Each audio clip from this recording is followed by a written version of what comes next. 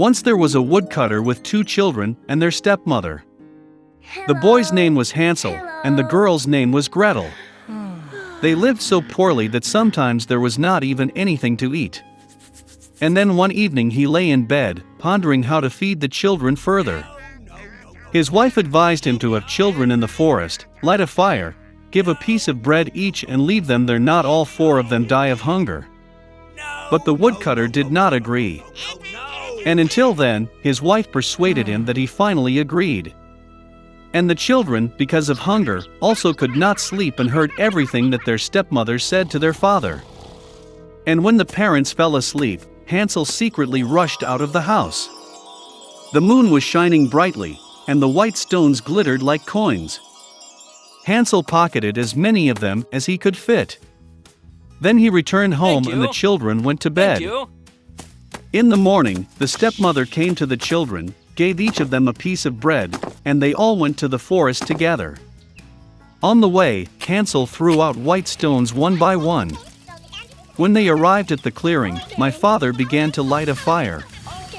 He ordered the children to sit near the fire and make sure that it didn't go out, while they and their stepmother would go for more firewood. They sat, tired, and fell fast asleep. When the children woke up, it was a dark night all around.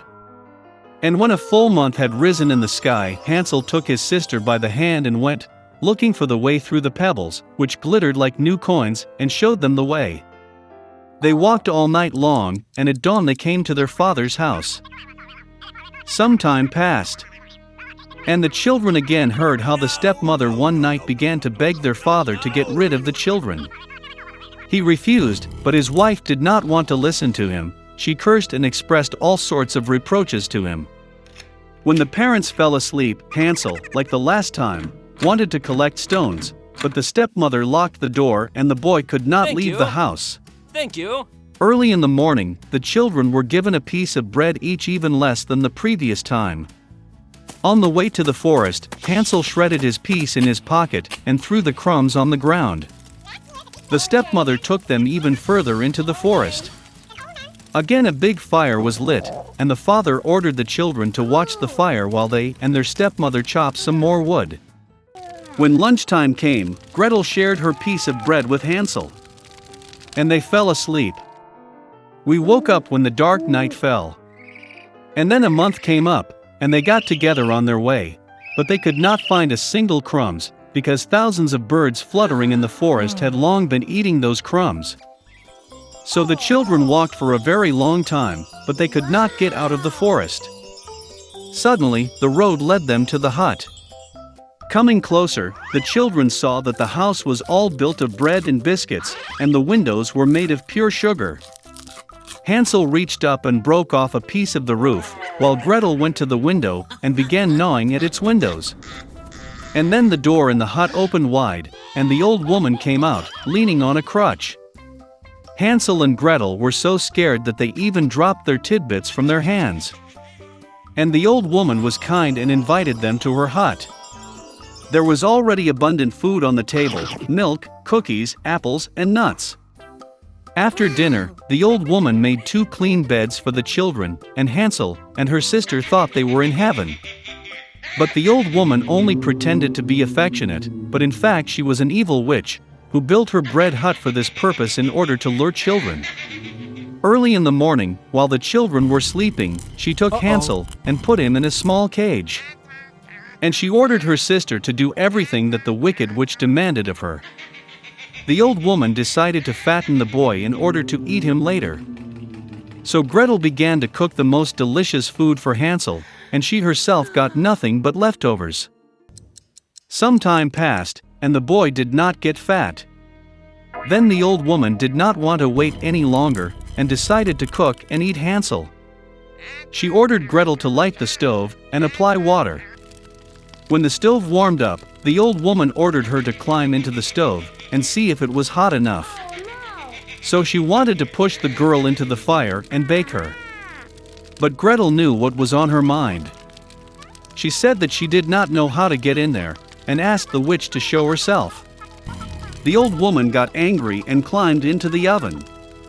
Then Gretel pushed her and slammed the shutter behind the witch.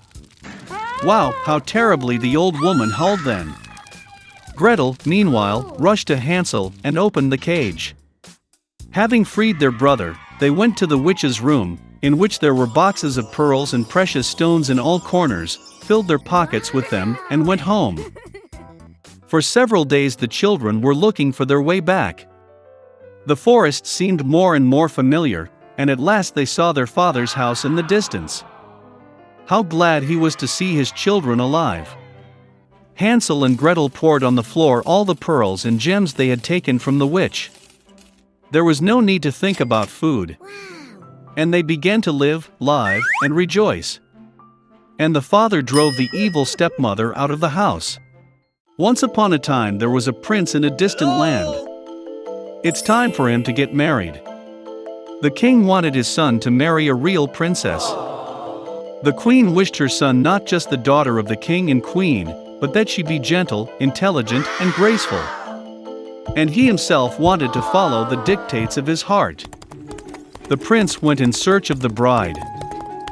After a few days of travel, he reached the nearest kingdom. The local king liked the polite and handsome prince. Nice. And he took him to his daughter. Okay. The princess was lovely. But after talking to her, the prince realized that she was very stupid, and there was nothing to even talk about with her. He apologized, said goodbye, and continued on his way. In the next kingdom, the king and queen were fascinated by the young prince, and immediately invited him to meet their daughter. They took him to the dining room, where the princess was dining.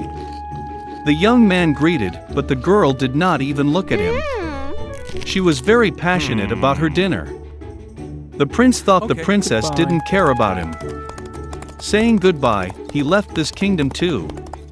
The prince traveled all over the world to find his beloved. After much trying, he lost all hope of finding a suitable bride. The king and queen were very concerned about this. Still, they were glad their son hadn't married the wrong girl.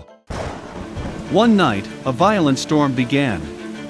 It rained like a bucket, lightning flashed and thunder rumbled. The prince could not sleep, watching the flashes of lightning and continuing to dream of his princess. Suddenly, there was a knock at the door. When the prince opened, a young girl was standing on the threshold. She was shaking violently as she was soaked all over in the rain. The poor girl was alone in the midst of all this raging bad weather, but even in the rain she seemed very sweet. She said that she was lost in the woods and asked to warm up inside the house. The prince took pity on the poor girl and led her into the house. He led her into the living room and sat her in front of the fireplace. The girl said that she is a princess from a distant kingdom. They were attacked and her parents sent her out of the castle with 2 soldiers. But during the storm, they were lost, and the princess was left alone. It was hard for the queen to believe this, but she could not kick the girl out in such weather. When the prince entered the living room, she was already dressed in a dry and clean dress that the queen had given. She looked dazzling now. The prince could not believe his eyes. He fell in love. But at the behest of his father, he could not marry a girl if she is not a real princess. The queen realized that the prince had fallen in love.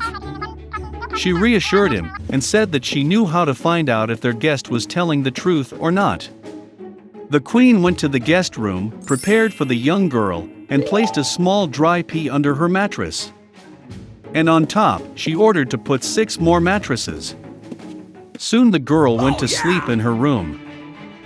The next morning, everyone eagerly awaited the awakening of the princess.